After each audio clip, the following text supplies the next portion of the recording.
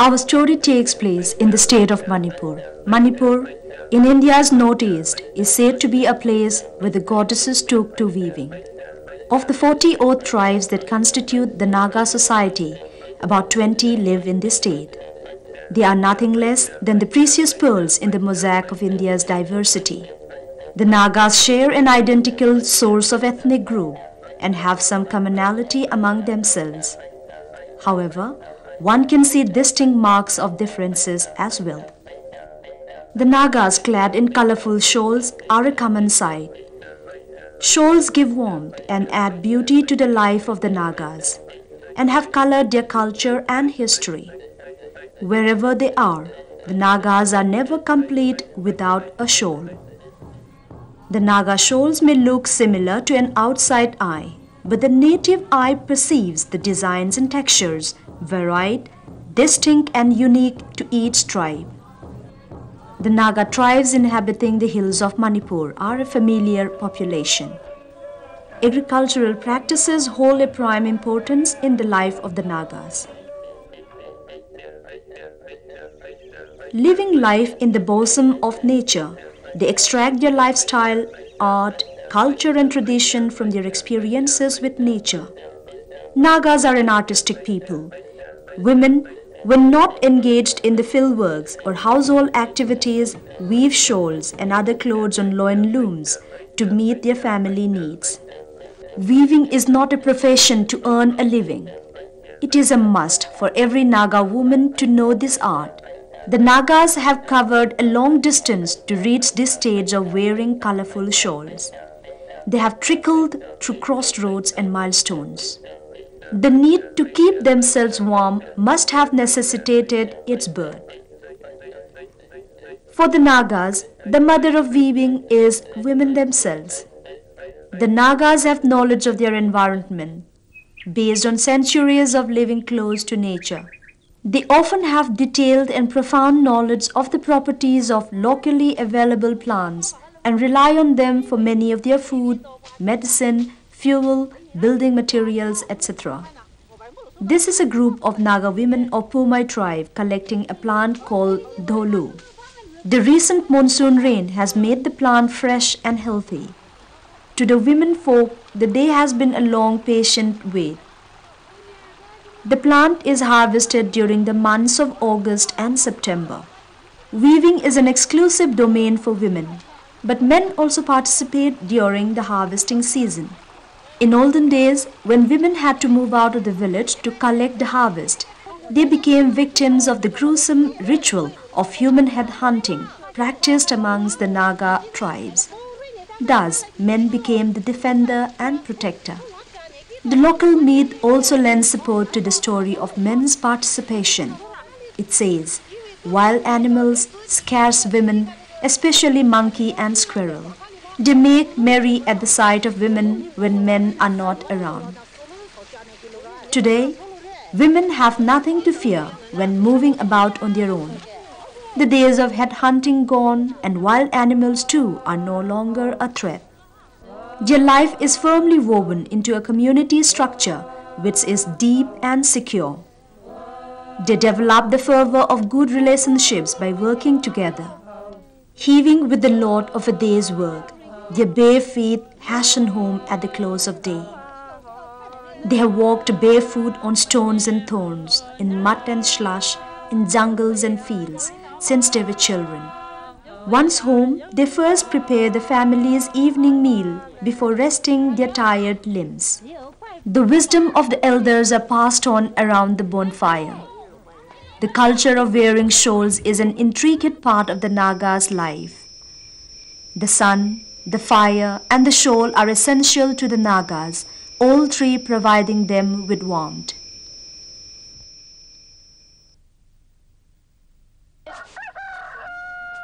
To continue with the previous day's activity, the fibers are hung to dry.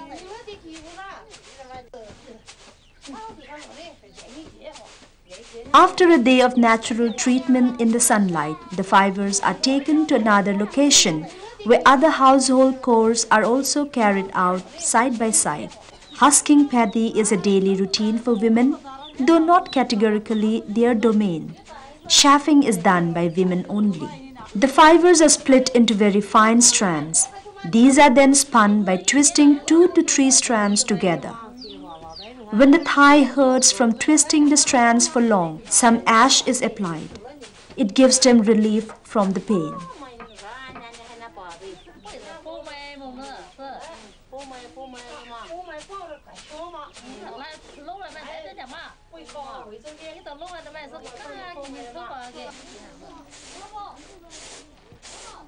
The coarse thread is then rolled into balls in the shape of small stuffed dolls. The myth is that the women who can shape the best doll will be blessed with a pretty daughter. The balls are then dried in the kitchen above the fireplace.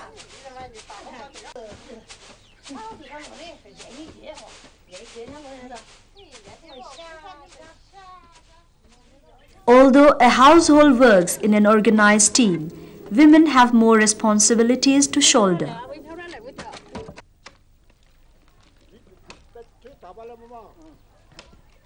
They usually help one another in their works. They bring home the firewood cut by men and also fetch water for household use.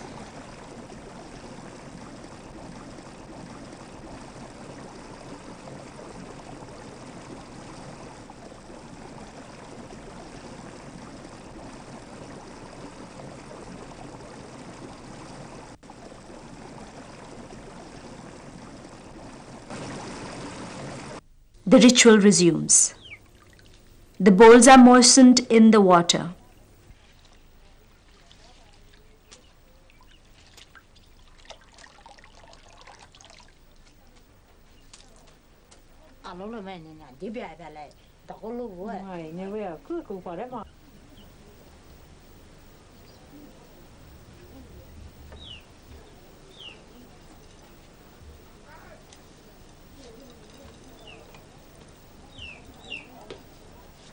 This stage requires concentration and workmanship on the part of the weaver.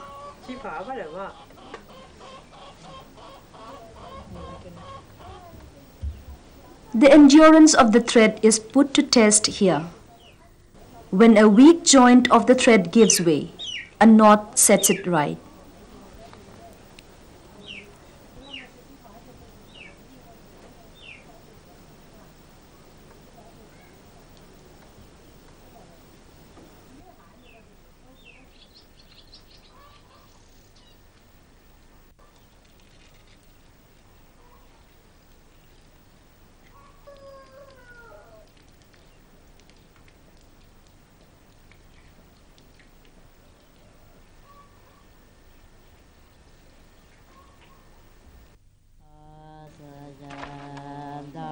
After a day of natural conditioning in the sun, the thread is boiled.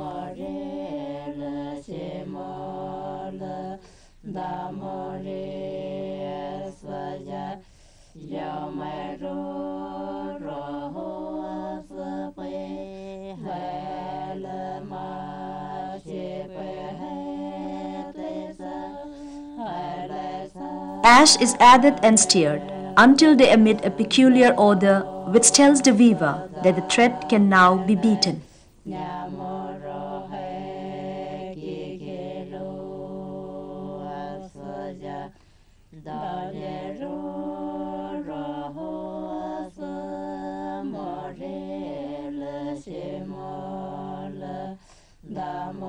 Washing and cleaning the thread is done in a running stream.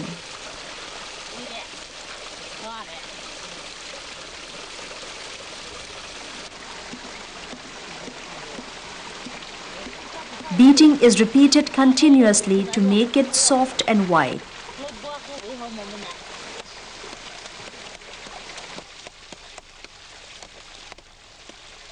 Once this process is over, the threads are starched and dried.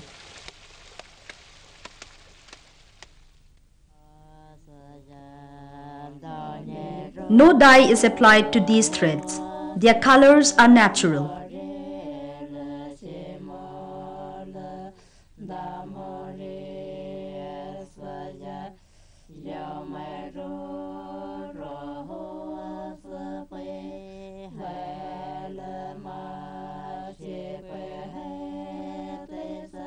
It is rolled into bowls for wrapping.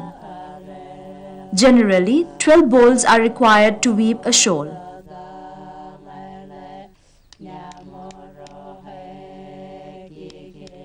Local names are given to the shawls produced. The Pumai calls it losa. To the Pumai tribe, losa is an inseparable and a priceless item for a bride. This has encouraged many mothers to adhere to this strenuous method. But the amount of time and energy put into it is costing the faith of this art. An hour or so of to and fro running completes the wrapping. As they bend down to pull out the poles, they utter a short prayer, beseeching their Creator to bless their shawls with good length and breadth, and to make them durable. Till not long ago, in the recent past, a woman's artistic skills and values of womanhood were assessed from her ability to weave fine shawls. Learning and acquiring the weaving art thus gained her social recognition and acceptance to enter into motherhood. Earlier, the Naga women wove their shawls using natural fibers and cotton. They still are not equipped to use silk yarns in their weaving craft.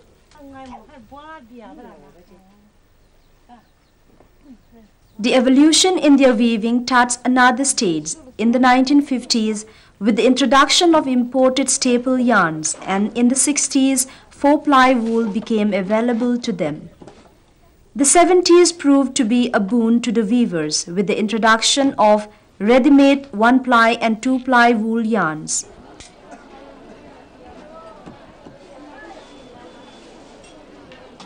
These yarns were more suited for their warmth, cheap price and availability in different colors anytime in the market.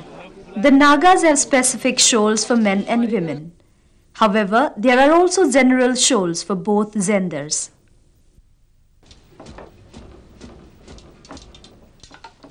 This anal shawl is used by both sexes. The colors of these shawls speak the vigor and vibrance of Naga culture. The Kabui has about 6 colorful shawls. Kabui shawls have a monopolistic design in a row of pyramids. The pattern is believed to be God's mark.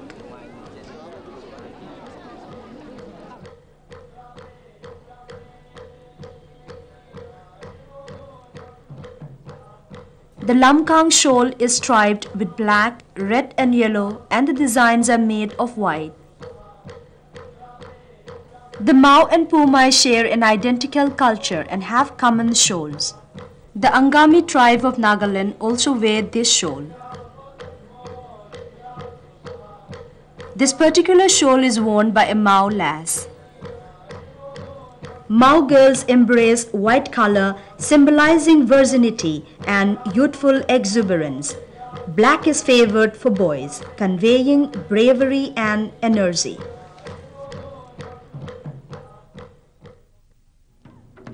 The Maring has langhai for men's wear.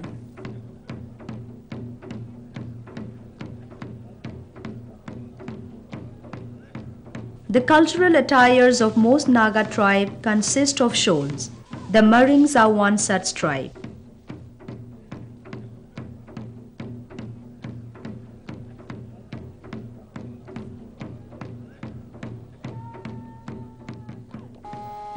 The whole body of this Tarao shawl, especially reserved for the elders, has python patterns.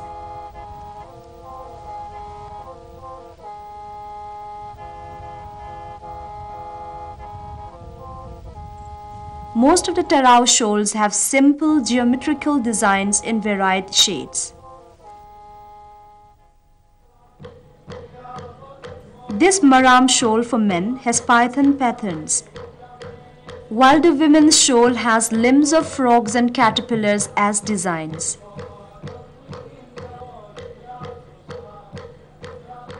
The Moyon and the Monsang has same origin. Most of the shawls are similar for both tribes.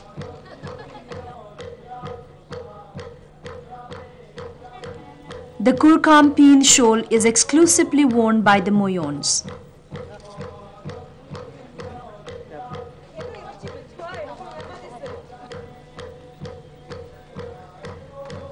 This Monsang shawl is also worn by Monsang bachelor during dance performances.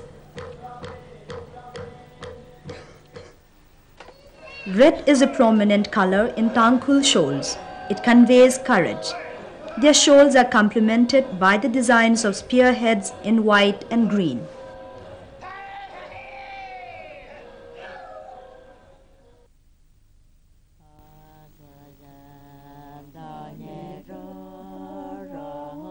In a Pumai shawl, the women's shawl consists of motifs close to them, such as basket, walking stick, fish pouch, bangles and so on.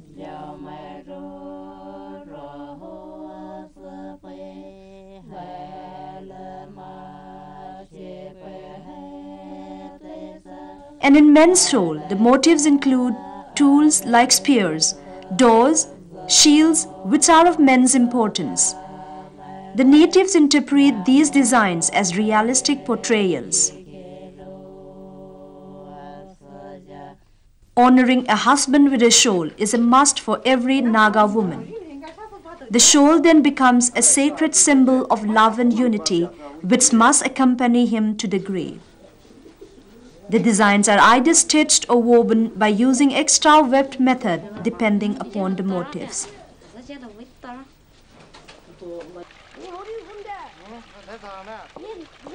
There is no particular site for weaving. They set up their looms wherever they find it convenient for the moment. They work quietly alone or in groups. The Naga shawls are composed of simple and straight lines, stripes and bands. Contrast and combination of colors are chosen expertly. New designs in weaving have also become more varied, but their original designs are not disturbed. The wonderful creation of the Naga women are no longer confined to the tribe living in the villages, but its copy is finding its way to the supermarkets in the towns. Hunting for an original shawl produced in a loin loom is extremely difficult. The locals as well as outsiders can purchase shawls at a cheap price produced by the Meitei weavers for mass consumption. When there is this shift in the production, the traditional boundary of ownership is thrown into a whirlpool, and the quality of these shawls has been compromised for cheap gains. There is a handsome demand for Naga shawls. The Naga women should catch the opportunity. There is a bright hope for better income if they should weave their future in these colorful threads. Some traditional shawls have a close link to the Naga rituals. A rich Mao and Pumai couple wear a shawl called Hasha. The skulls of buffalo heads which adorn the home of such wealthy couple is a memoir of the glorious celebration known as Yoshu. Only such couple enjoy the privilege of living in their traditional house. A monolith is also raised to commemorate the ceremony. The belief is that if others wear it, they will become blind and poor.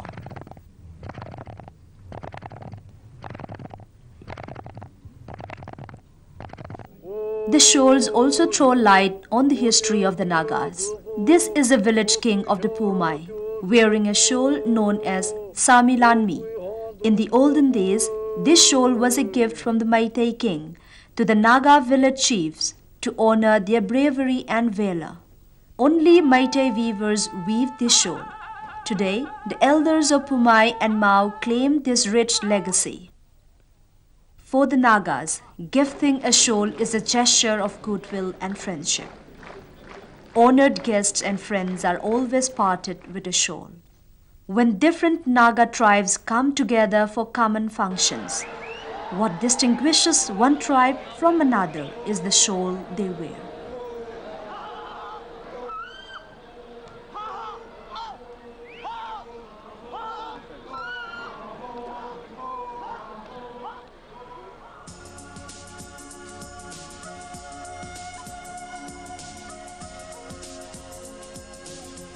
Our focus here is a stage displaying the supreme sacrifice of Naga women in producing eloquent creations.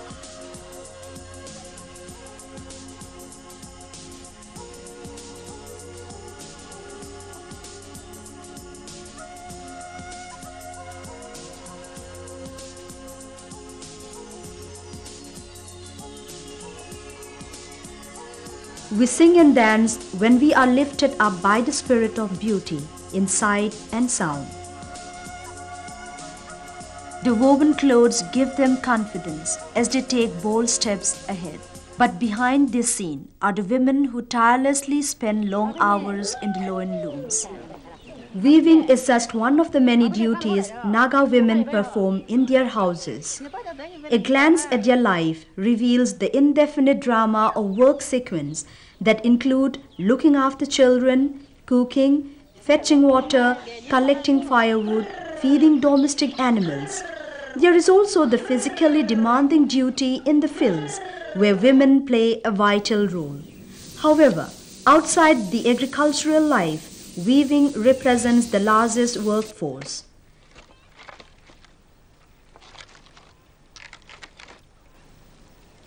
In a traditional Naga family, the women are weavers, while the men take charge of all the bamboo and cane works. The skills of each individual is put to use for the well-being of the family in particular, and their community at large.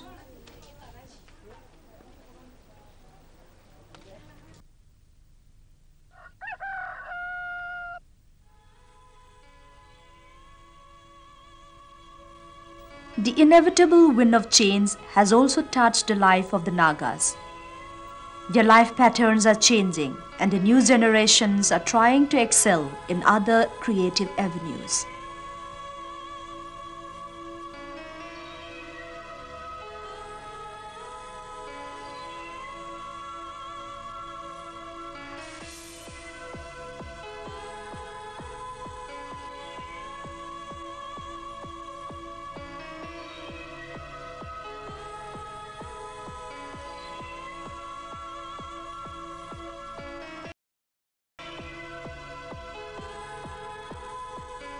But the weaving hands haven't ceased or transformed their rhythm to suit other patterns of a new culture. It has been said in legends that Naga women play with colors as they weave dreams on their looms. Women's untiring hands have created fascinating shawls as they play with different color combinations. Mother Nature has been an inspiration that draws out the creative juice of these women.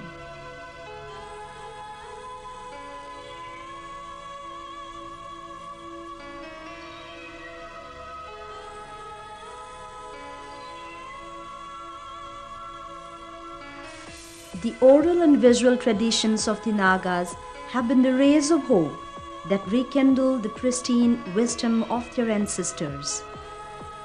The weavers see color, rhythm and harmony in life through the compositions and forms of their creation.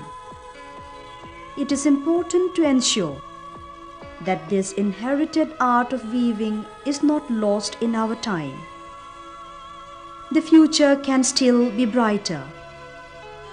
An exciting renaissance is possible if only good taste for creation is encouraged, and if the instinctive love of color and beauty is stretched into our time. For time has hitherto never failed to reveal the wondrous creation of the weaving hands.